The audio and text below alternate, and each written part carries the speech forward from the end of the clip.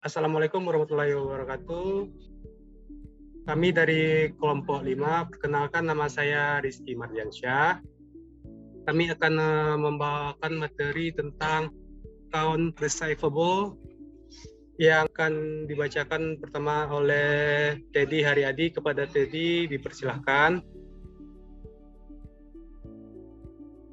Assalamualaikum warahmatullahi wabarakatuh. Kenalkan, nama saya Teddy Haryadi dari IF4 dari kelompok 5 akan menjelaskan apa itu akun receivable. Akun receivable adalah istilah untuk piutang dagang, aktivitas penagihan kewajiban pembayaran pada pihak yang berutang. Akun receivable adalah catatan transaksi pihak lain atas perusahaan yang meminjam uang kepada pihak tersebut, seperti catatan utang milik penjual untuk menagih konsumen yang berutang. Akun receivable adalah akun aset yang melacak pihak ketiga yang berutang kepada perusahaan kita. Pihak ketiga di sini adalah bank, organisasi, atau perusahaan. Salah satu contoh umum akun receivable adalah jumlah yang terutang kepada perusahaan untuk barang yang dijual atau layanan yang disediakan perusahaan untuk menghasilkan pendapatan setelah barang dan jasa diterima pelanggan. Penjual akan menerbitkan invoice agar pembeli dapat membayar utang pada tempo yang sudah ditetapkan. Ciri-ciri akun receivable adalah tanggal jatuh tempo, umur jatuh tempo, nilai jatuh tempo. Tanggal jatuh tempo adalah waktu yang ditetapkan bersama untuk membayar utang. Pada tanggal tersebut, kreditur berhak menagih utang yang wajib dibayar oleh debitur. Dalam hal ini adalah konsumen. Tanggal jatuh tempo dapat dilihat dari umur piutang. Biasanya perusahaan menggunakan dua jenis pengukuran umur piutang, yaitu harian dan bulanan. Umumnya, kreditur akan menetapkan sistem denda kepada debitur yang terlambat membayar sesuai tanggal jatuh tempo, sehingga debitur harus membayar biaya yang lebih besar dari seharusnya. Umur jatuh tempo. Ada dua jenis umur jatuh tempo, yaitu harian dan bulanan. Untuk umur utang dalam harian, tanggal jatuh tempo akan ditetapkan dalam hitungan tersendiri. Sementara untuk umur piutang bulanan, tanggal jatuh tempo ditetapkan pada tanggal transaksi dibuat. Kemudian, penagihan akan dilakukan setiap tanggal yang sama dan berlaku untuk bulan-bulan selanjutnya. Contohnya, jika tanggal jatuh tempo ditetapkan pada tanggal 5, maka debitur wajib membayar utang sebelum atau maksimal pada tanggal 5 setiap bulannya. Jika tidak, debitur akan dikenakan denda seperti yang sudah disebutkan di atas. Nilai jatuh tempo adalah nilai transaksi utama ditambah dengan nilai bunga. Saat pembeli melakukan transaksi dengan cara kredit, mereka memiliki kewajiban untuk membayar bunga. Bunga ini diberlakukan sebagai konsekuensi dari perpanjangan waktu pembayaran yang dianjurkan debitur kepada kreditur. Bunga juga merupakan kompensasi dari kreditur atas waktu pelunasan kredit yang dilakukan debitur. Baiklah, selanjutnya. Selanjutnya, kenapa akun receivable penting? Saat pelanggan terlambat membayar utang, penjual akan merugi dan tidak memperoleh laba. Hal ini akan menimbulkan masalah pada arus kas bisnis perusahaan. Oleh karena itu, penjual akan menerapkan perhitungan rasio perputaran piutang atau akun receivable turnover ratio untuk melacak pembayaran yang melebihi tanggal jatuh tempo. Akun receivable turnover ratio ini melibatkan perhitungan sederhana untuk mengetahui cepat lambatnya pembayaran utang oleh konsumen. Cara memperolehnya adalah dengan menghitung total penjualan bersih dibagi dengan rata-rata piutang ketika berhadapan dengan pelanggan tetap dan dapat diandalkan. Bisnis bisa mendapatkan keuntungan dari penjualan barang dan jasa kredit. Bagaimana cara mendapatkan akun receivable? Cara yang pertama yaitu dengan menghubungi pelanggan. Membuat panggilan telepon dan menghubungi pelanggan secara langsung mungkin bukan hal yang menyenangkan.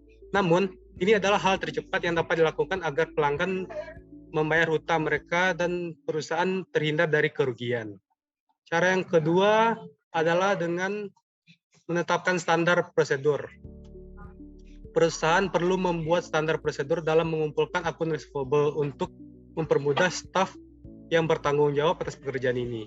Dengan ini, staf dapat terlibat mudah mengerjakan tugas mereka karena perusahaan telah menyiapkan prosedur kapan staf harus menagih debitur, juga skrip panggilan telepon yang dapat mereka ikuti pada setiap tahapan. Cara selanjutnya dengan melatih karyawan. Selain memberikan prosedur penagihan, perusahaan juga perlu melatih karyawan untuk siap melaksanakan tugas ini karena mungkin saja staf berbicara dengan debitur yang sulit untuk diajak atau mudah mengelak. Selain itu, penting juga bagi karyawan untuk menagih dengan sopan dan hormat agar pelanggan tidak tersinggung dan tetap mengulangi pembelian karena mungkin saja debitur tidak bisa membayar karena sedang dalam masa sulit. Padahal debitur tersebut menjadi pelanggan yang menguntungkan di masa depan, sehingga karyawan perlu terlatih agar mereka tahu bagaimana cara berbicara yang tepat. Nah, cara selanjutnya adalah dengan meninjau laporan. Perusahaan atau manajer perlu meninjau laporan akun receivable agar dapat mengetahui piutang yang sudah terlalu lama tidak dibayar. Karena untuk beberapa bisnis kecil, hal ini terkadang menjadi suatu yang terlewatkan. Dan untuk cara-cara yang lainnya diantaranya adalah menghitung rata-rata piutang harian yang beredar, mengubah jatuh tempo laporan, mengubah panggilan penagihan menjadi panggilan layan pelanggan, mempekerjakan pegawai paruh waktu, menawarkan rencana pembayaran, menyewa agen penagihan, mempertimbangkan pemfaktoran. Contoh akun receivable diantaranya Investopedia menjelaskan bahwa akun receivable mempermudah pelanggan untuk melakukan pembayaran secara fisik untuk transaksi yang terjadi setiap hari. Contoh akun receivable adalah perusahaan listrik seperti PLN atau perusahaan air seperti PDAM. PLN dan PAM menagih pembayaran kepada konsumen pada awal bulan setelah konsumen menggunakan listrik dan air di bulan sebelumnya. Hal ini dilakukan karena jumlah pengguna listrik dan air bersifat Hal ini dilakukan karena penggunaan listrik dan air bersifat fluktuatif, sehingga konsumen akan membayarkan piutang mereka kepada perusahaan sebesar biaya penggunaan yang sudah mereka gunakan pada bulan sebelumnya. Baiklah, untuk diagram akan dijelaskan oleh Saudara Abdul Haris Suwanda. Kepada Saudara Abdul Haris Suwanda, saya persilahkan. Oke, untuk penjelasan dari proses gambaran bisnisnya, ini ada customer. Customer itu adalah suatu pelanggan yang mau meminjam uang kepada perusahaan. Nah, terus yang ke bawahnya ada akun receivable. Akun receivable itu yang orang yang bertanggung jawab pada untuk orang yang melakukan piutang. Nah, terus ketika akun receivable, terus sebelah kiri itu adalah invoice tagihan. Invoice tagihan itu sebagai tanda bukti bahwa ntar ketika menagih ada tanda buktinya agar tidak salah dalam penagihan dan orang yang ditagih juga tidak bisa mengelak karena ada invoice tagihannya. Terus selanjutnya itu ada ODO atau ERP. Di dalam ERP ini kita menggunakan aplikasi ODO. ODO itu sebagai aplikasi software untuk mengolah data-data berupa di dalam perusahaan berupa piutang-piutang pelanggan atau customer. Terus di bawahnya ada limit kredit. Nah, limit kredit ini tugasnya itu untuk seberapa besar customer itu untuk piutang kepada perusahaan, untuk melakukan hutang pada perusahaan. Biasanya ada limit kreditnya. Contohnya Untuk Pemda itu diperbolehkan untuk pinjam dalam dananya itu 30 juta. Nah, tapi dalam limit kredit juga ada jatuh tempo. Ada 0 sampai 30, ada 20 sampai 60, sampai 60 sampai 90. Nah, itu setiap minggu itu harus ditagih gitu, harus ada tagihan.